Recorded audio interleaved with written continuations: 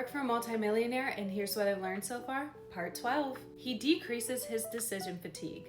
This is everything from automatic payments, deciding what he's going to eat the next day, deciding what he's going to wear the next day, when he's going to get up, what his workout will be, any little kind of life admin thing like that. And I know that you might be thinking, okay, but what does this have to do with business, making money, being a multimillionaire? But here's why this matters. The less time you have to spend on decisions like what you're gonna eat, what you're gonna wear, the more time you can spend on making investments, creating a new business, creating a new product, and ultimately just managing your money better. And he is very systematic in his routine so that he doesn't have to worry about certain things the next day. He always preps his breakfast and lunch the day before. He always lays out his clothes and has them ironed the day before a meeting.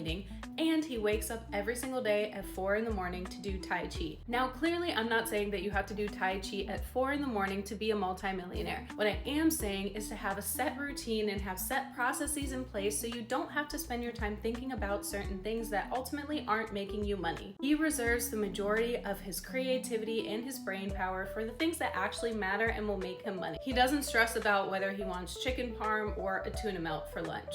He has hobbies outside of work. I feel like a lot of people on social media have this idea that you always have to be grinding, you always have to be hustling, you always just have to be focused on money, but that's not how he operates at all. That is the easiest way to lead to burnout if all you're doing is focusing on money. When you make it your whole personality, what do you have left when that thing is taken away? It's also important to have these hobbies because it helps to keep your creative juices flowing. He's very into art, plays, and music, and that helps him to look at things through a different lens, but also be able to tell, okay, what are people responding to? What do they like? What new trends are out there? How are the tides shifting? And then how do I make sure that my company and my investments are going along with those shifts and we're not left in the past? And also, let's just talk about it. Things like wine tastings, golfing, even croquet. They're cool hobbies to have, but you can also network and meet some really interesting and amazing people. Having those hobbies not only gives you a little bit of a break from work, but it also helps you to expand your social capital and just have some time to rest and be creative. We're not robots and we shouldn't act like them, so get yourself a hobby.